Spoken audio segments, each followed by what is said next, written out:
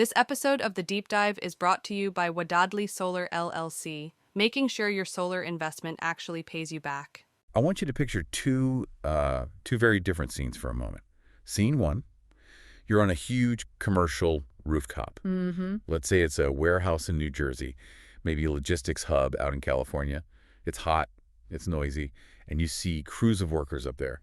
And they are tearing down hundreds, maybe even thousands of solar panels. And, the first thing you'd assume seeing that is, oh, they must be broken. Right, or they're ancient. But here's the thing, and this is the paradox we're really wrestling with today. These panels, they aren't broken at all. In fact, if you look at the data, they probably have 15, maybe 20 years of life left in them. Guaranteed life, yeah. But they're being ripped out. And in a lot of cases, they're just destined for a shredder or a landfill. It's a massive, massive efficiency gap. We talk so much about sustainability, but then we're discarding energy infrastructure that's barely halfway through its life cycle. Exactly. Okay, now, cut the scene two. We're thousands of miles away. We're in Ghana. We're in a rural community, maybe standing outside a district hospital. The heat is the same, but the problem is the complete opposite. The need for electricity here is, it's desperate. They need exactly the kind of power those New Jersey panels were producing. But they can't get it. And the reason is, well, it's simple economics. Building a brand new solar array from scratch, importing all that tier 1 equipment from China or Europe, it's just too expensive. So you have this abundant supply in one place being treated like actual trash. Yeah. And then you have this acute demand in another place that can't be met because of cost. It feels like a glitch in the matrix. It is the classic paradox of modern resource management.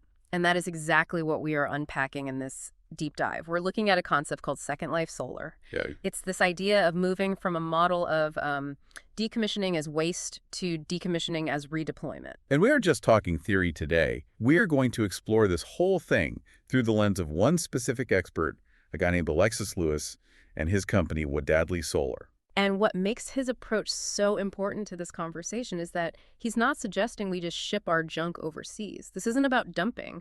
It's about rigorous engineering. It's about bridging that gap between U.S. waste and African energy access with a very technical safety-first mindset. So let's start with that waste, because I think most people, myself included, assume if a solar panel is coming off a roof, there must be something wrong with it.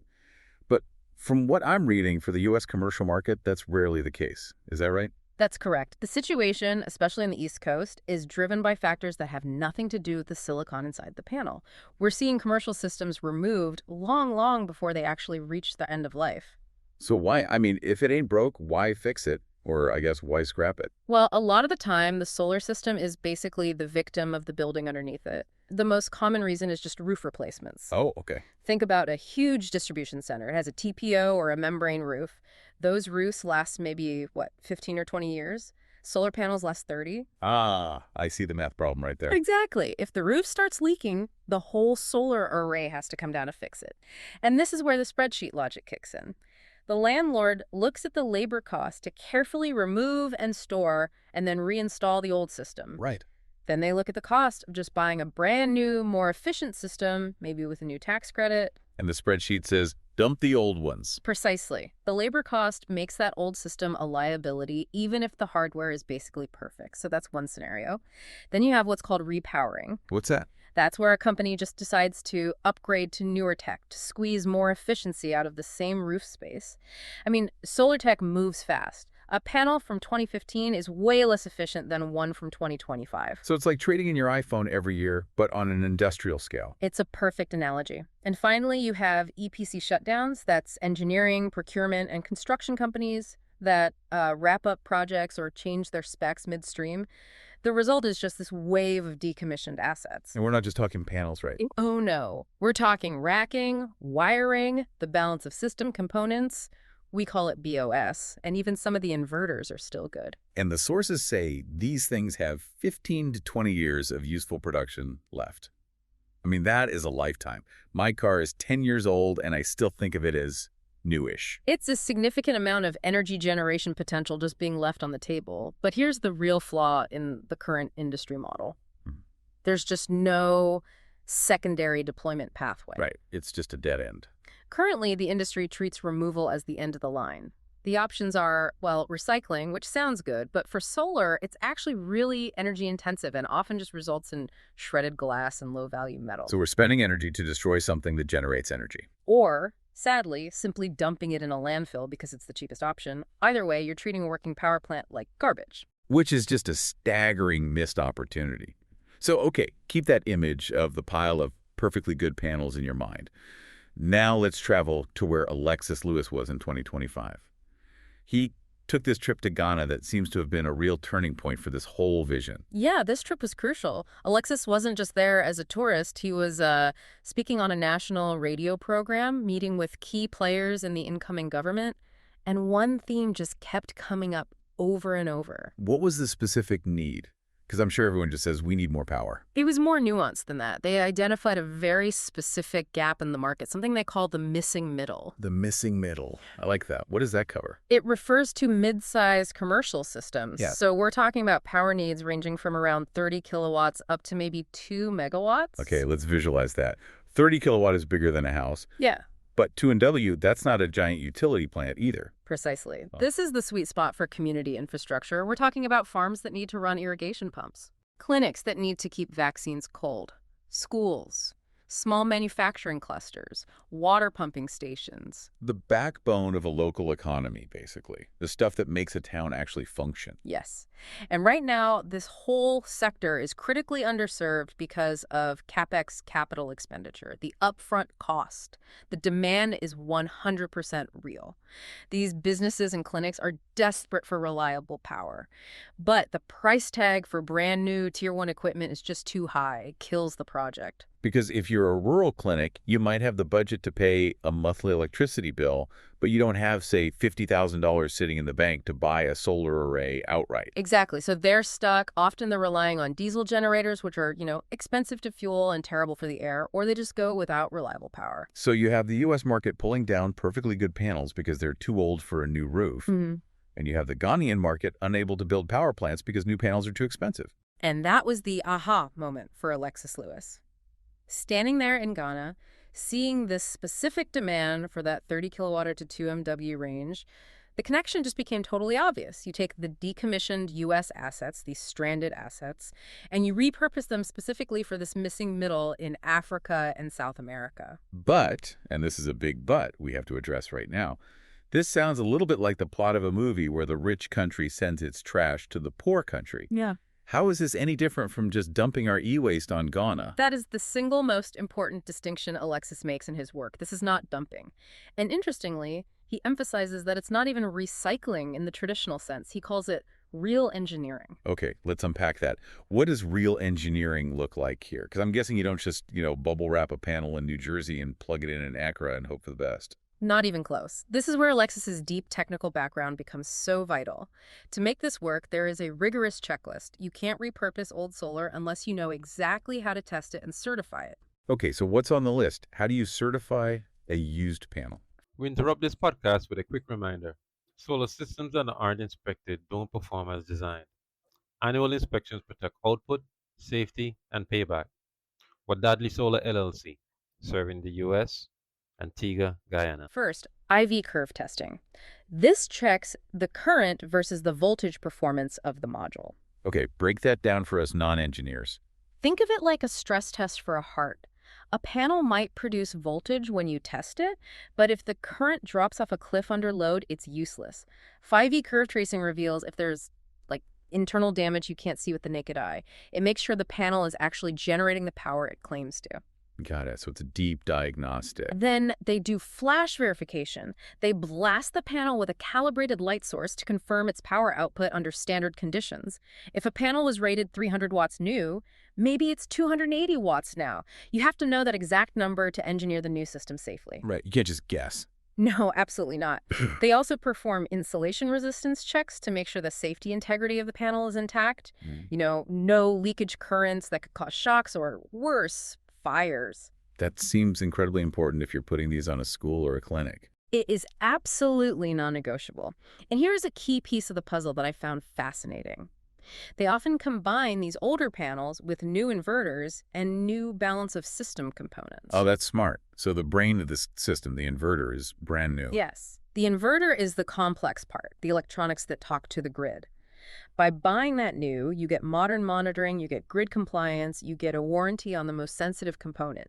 But you use the old panels, the muscle, to generate the raw power. It's a hybrid approach. It lets you have a modern, reliable interface with the grid or the building while using the lower-cost Second Life glass to do the heavy lifting. Exactly. And, reconfiguring the racking for ground mounts or canopies is also a big part of the engineering challenge.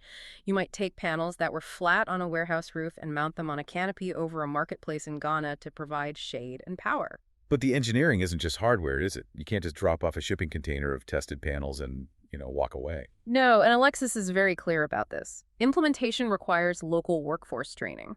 That makes a lot of sense. You need a team on the ground who can handle long-term O&M operations and maintenance. This creates a really circular energy model. It creates jobs in Ghana maintaining these systems, and it ensures the systems actually last. And I imagine this hybrid model, old panels, new inverters, local labor, that brings the price down enough to finally conquer that CapEx barrier we talked about. It does. By using depreciated assets from the U.S., which are often acquired for, pennies on the dollar compared to new, the economics finally make sense for both the investors and the communities receiving the power. It turns a prohibitive cost into a manageable investment. It really is a win-win. But I want to pivot a bit here. We've talked about the panels, the testing, the Ghana trip, but I want to talk about the who, because a lot of people have probably had this idea, but Alexis Lewis seems to be the one actually, building the bridge. Right, and to understand why he is the one to do it, you really have to look at his background. He was born in Antigua, and his parentage is it's very telling. How so? His father, Mickey, was an electrical engineer. His mother, Aldine, was an educator. Okay, I can see where this is going. It's the perfect blend of influences, Yeah. right? The technical precision of an engineer combined with the communicative developmental focus of an educator. And that is exactly what Wadadley Solar is trying to do. Engineer a solution and educate a workforce. And he's not new to this industry, right? Mm. He's been in the solar trenches for a while. Oh, yeah. Over 13 years in commercial and portfolio solar. He's worked in EPC environments, that's the construction side, and in owner-operator environments. So he's seen the industry from both sides of the fence. And judging by the source material, he had some pretty strong critiques of how that industry operates. He really does. Alexis argues there are essentially two ways to build solar. Option one, build fast and just hope the quality holds up. Which I'm guessing is the standard move fast and break things model. Unfortunately, yes. That's what most developers do. They're racing to close a deal, to hit a quarterly target, get the tax equity sorted. But Alexis points out that even if you deliver on schedule, if you build that way, you are just struggling with installation quality. And what's the result of all that speed? It leads to what he calls operational headaches. I love that term. It sounds like a literal migraine for a building manager. It is. You get costly rework, delayed commissioning, performance under delivery. He says these projects become financial experiments rather than infrastructure. Wow, that is a cutting line. Solar assets should perform like infrastructure, not just financial experiments. It really highlights his philosophy. He believes in option two. Control construction risk before it becomes a liability. He views solar not just as a way to get a tax credit, but as long-term infrastructure that has to work for decades. And that whole philosophy is what makes him so qualified to certify these Second Life panels. Exactly. If you are going to take a used panel and put it on a rural clinic in Ghana, you need to be absolutely certain it works. You need someone who's just obsessed with quality assurance. Someone who uses infrared inspections and data analysis for fun. Precisely. I mean, Alexis's day job involves diagnosing failures using DAS, infrared, IV curve tracing, and managing these complex multi-OEM environments. He works with SolarEdge, SMA, Enphase, SolarArc, EG4. He knows these systems inside and out. So he's basically the guy you call when you want to know if a system was actually built to standard or if the contractors just cut corners to finish on a Friday afternoon. He helps owner-operators de-risk their projects. He enforces standards in real time, and that skill set is directly transferable to the Second Life market. You can't repurpose old solar unless you have that level of technical scrutiny. It bridges the trust gap. That's the key word right there, trust. Because if I'm a hospital administrator in Ghana, I need to know this isn't just American junk. And having someone with Alexis's background, someone who treats Solar, like critical infrastructure, stamping their approval on it makes all the difference. It totally transforms the commodity. It changes it from used equipment to certified engineered assets. So let's zoom out and look at the big picture here. What is the ultimate vision for Wadadli Solar? Is he just trying to build a company, or is it something bigger? The vision is to build a scalable bridge. On one side, you have the east coast of the U.S. generating this massive supply of high-quality decommissioned material. On the other, you have the global South Africa, South America, with a massive unmet demand for distributed energy. And right now, there's no one really connecting them at scale. Exactly. Wadadli Solar is exploring this pathway seriously. The trip to Ghana validated the whole concept. The supply is there, the demand is there, but they need partners. Right. The notes mentioned Alexis is actively looking for people. Exactly. He's looking to connect with people in decommissioning, the folks actually taking the panels down. He needs partners in O&M to help train the local teams. He needs people in international development and, of course, impact investing. Because to make this a standard secondary deployment pathway, it can't just be one guy. It needs an entire ecosystem. It needs a logistics chain. It needs policy support. It needs investors who see the real value in serving that missing middle. You know, what I love about this deep dive is how it really challenges the definition of a word we use every single day: waste. That is the provocative thought here, isn't it? What is waste? We look at a solar panel that's been on a roof for 10 years and we say, it's old, throw it out. But to a farmer in Ghana who's running a diesel generator that costs a fortune, or a clinic that faces blackouts during a surgery, that solar panel isn't waste. It's a miracle. It is a stranded asset. It's value that's being locked away because we lack the imagination or the engineering process to unlock it. So if a solar panel has 15 years of life left in it, is it trash? Or is it just waiting for a little engineering creativity to change a life? I think Alexis Lewis has made a pretty compelling case for the latter. Yeah. The resources we need are already here. They're just sitting on the wrong roofs. That is a fantastic way to put it. They're just sitting on the wrong roofs. It's a fascinating look at how we can be smarter with the resources we already have. Thank you for walking us through the technical side of things today. My pleasure. It is a brilliant example of connecting the dots. And thank you to our listener for joining us on this deep dive. If this sparks some ideas for you, or if you're in the industry and think, hey, I have a warehouse full of panels, maybe it's time to reach out. We'll catch you on the next one. Thank you for listening to this podcast. We hope you found this podcast useful. If you have any questions or comments, feel free to reach out to us at info@alternativesolutions.ag. Thanks again for listening, and be sure to tune in for future episodes.